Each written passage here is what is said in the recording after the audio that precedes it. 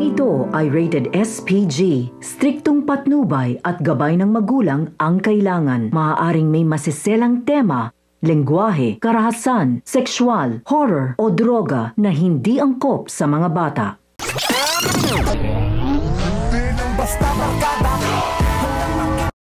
Matapos muling lait-laitin at maliitin ni Don Julio si Olga, ay kakausapin ni Ramon ang kanyang ama na si Don Julio. Hihingi ito ng tulong upang mahanap si Marites at makausap niya ito. Wala silang kaalam-alam na nakikinig si Olga. Nalaman tuloy lahat ni Olga ang mga plano ni Ramon. Kaya gagawa siya ng paraan upang maunahan si Ramon. Siya mismo ang papaslang kay Marites gamit ang matulis na kutsilyo. Sa bahay ng mga Dimagiba ay nagdadalamhati si Marites sa biglaang pagkawala ni Camille. Nagtanong si Rhoda kung ano ang nangyari. Sinabi ni Tess na wala na si Camille. Nalaman ito ni Rigor at galit na sinisi si Marites. Tugon ni Rigor kung bakit hindi alam ni Marites na nakalabas si Camille at kung saan ito pumunta. Hindi na nakapagsalita si Marites at patuloy ang pag-iyak. Dinamayan siya ni Rhoda sa kanyang pagdadalamhati. Wala namang kaalam-alam sina Supremo at Tanggol na nasundan na pala sila Tanggol ng grupo nila Lucio. Hindi na nag-aksaya pa ng oras ang grupo nila Lucio at agad na pinalibutan ang nasabing hideout. Magugulat si Lucio dahil buhay pa si Primo. Buong akala niya ay napatay na niya ito. Sa kanilang huling engkwentro, sinabi ni Lucio na hindi mamatay-matay si Primo at may sa demonyo ito. Kaya siya na mismo ang magdadala kay Primo sa impyerno.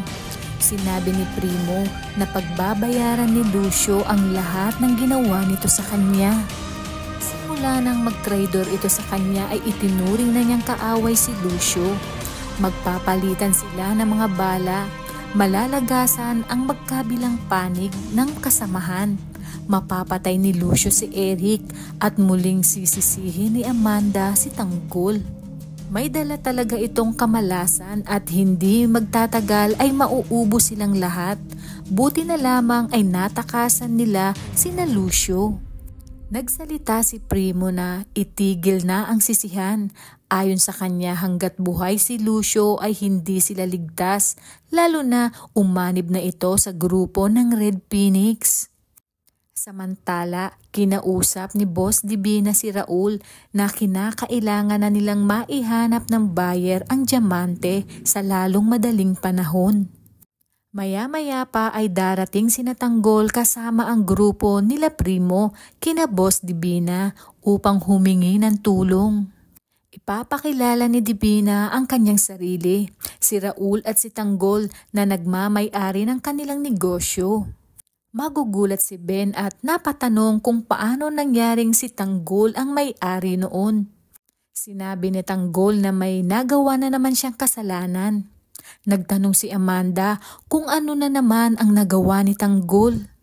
Dito na sinabi ni Tanggol at inamin kay Amanda na nasa kanya ang Star of Venus.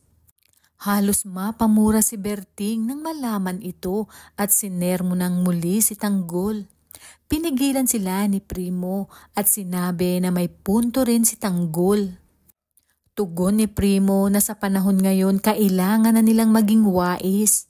Batid rin kasi ni Primo na di katagalan kapag hindi na sila mapakinabangan ni Don Facundo ay paniguradong ididispatcha na sila. Kaya naman ngayong isang buong grupo na sina Tanggol, Primo at Boss Divina ay tuluyang yayaman na ang mga ito. Nagpaalala si Divina na kinakailangan nilang magdoble ingat sa kanilang bawat kilos at galaw. Alam niya na maraming buhay na ang nawala dahil sa Star of Venus. Tugon naman ni Amanda na paniguradong nalaman na ni Angkong ang tungkol sa Star of Venus at marami na ang nag-i-interest dito kung kaya't mas lalong minadali ni Boss Divina si Raul na maidispatcha na ang nasabing diamante. Kinabukasan ay ipapakita na ni Divina kina Tanggol ang lahat ng kanilang ari-arian. Nangako si Divina na ngayong nasa poder niya na ang mga ito ay sisiguraduhin niyang ligtas silang lahat at walang makakagalaw sa mga ito. Dumako naman tayo sa mansyon ng mga Montenegro kung saan isasagawa na ni Olga ang kanyang pangalawang hakbang upang tuluyan ng mapatay si Marites. Pumasok siya sa kanyang kwarto at sinabi sa kanyang sarili habang hawak ang matulis na patalim na sisiguraduhin niyang sa pagkakataong ito ay mapapaslang na niya si Marites. Kapag nagawa niya ito ay naipaghiganti na niya ang kanyang anak na si Samantha. Uuwing walang dalang diamante sina Angkong at muli na naman silang pumalpak, makakatikim sila ng sermon mula kay Roy. At sasabihing namumuro na ang mga ito. Ibinida naman ni Lucio na napas lang nila ang isa sa kanang kamay ni Amanda na siyang ngang si Eric. Ngunit iginiit ni Angkong na ang dapat nakuha nila ay si Amanda at ang Star of Venus na hawak ni Tanggol. Laking pagsisisi ni Don Facundo na pumayag siyang makasal si Catherine kay David. Nalaman niya ang pwersahang pamimilit ni David sa kanyang apo. Sinabi niya kay Catherine na kahit mag-asawa na sila ay hindi dapat siya pinipilit ni David. Makikita niya ang dugo sa ulo ni Catherine. Agad niyang pinuntahan si Bettina upang ibuntong ang sisi. Wika niya na magiging pariwara ang buhay ni Catherine dahil sa pagpapakasal nito kay David. Wala umano siyang ibang sisisihin kundi si Bettina. Tugon ng senyora na nag-iinarte lang si Catherine. Kailangan pumayag umano si Catherine dahil ngayon ay mag-asawa na sila. Mas gugustuhin pa niyang magkaroon ng apo sa tuhod para tuluyang maging buo ang pagsasanib puwersa ng dalawang makapangyarihang pamilya. Habang pilit na pinipigilan ni David na muling mag-cross ang landas ni Marites at Ramon, ang tadhana naman ang gumagawa ng paraan dahil malalaman ni Ramon na nasa kritikal na kondisyon si Marites. Nagsisisi si Olga kung bakit niya pa ginawa ito kay Marites. Mas lalo tuloy nagkaroon ng rason si Ramon upang mas maging interesado sa buhay ni Tess. Sa pagbalik muli ni Tanggol sa Quiapo ay maninibago ang lahat at titingalain siya. Sakto na naroon si David at kahit siya ay magugulat sa mga mamahaling sasakyan na dala ni Tanggol.